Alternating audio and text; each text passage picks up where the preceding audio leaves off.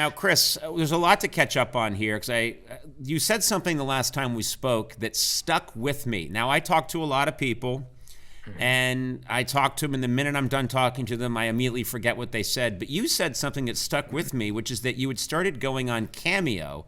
Cameo, of course, the service where a celebrity can go on and give a quick message to somebody and make usually like a smaller amount of money, but you've been doing that, and that stuck with me because I thought I haven't talked to anybody who's doing Cameo, so I want to sort of catch up on that. How's it going? Are you still doing, or did you abandon Cameo?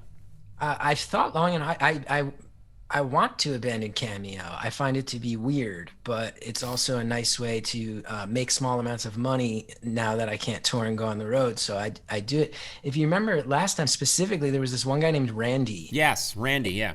Yeah, he had caught COVID, and then I was making a lot of money because his friends were buying cameos from me to wish him well, tell him to get better. And you accurately pointed out that maybe that's not cool to monetarily exploit a sick man. Yes.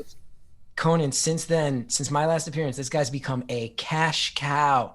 He got electrocuted. I made a lot of money when that happened. Wait a minute. So he got better. He got better from COVID. He recovered from COVID, but then got electrocuted? Yeah, I was sitting there like, man, I guess this well is dried up. And then no, he touched a loose wire in the back of a U-Haul truck and electrocuted his hands. He burned his hands. I got coined for that.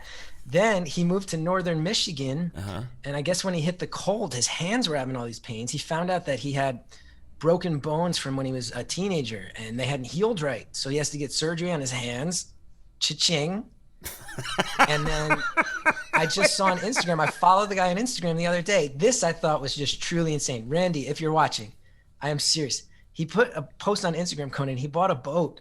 It's a picture of him standing in front of a boat. I'm like, Randy, with your luck, take that boat and push it into the ocean with your broken, burnt hands and never think about it again, man. Like, you're bad luck Johnny to the core. Don't get on a boat. And I stand to financially gain a lot if he has a boating accident. Yes, that's a lot of money. I don't want any more of Randy's pain money. I don't want any more. Well, wait a minute. Chris, you say you don't want it, but you're not turning it down. And you've referred to him several times.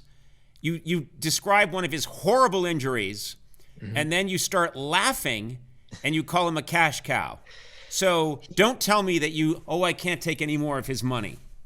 Look, if we're living in the awful stages of late game capitalism, right? And if the guy who owns Amazon can make $13 billion in a day, then I can make $35 when this guy Randy electrocutes his hand. Is that the amount of money that you get when you're on Cameo? Is it 30? Is that what you get? $35 a pop?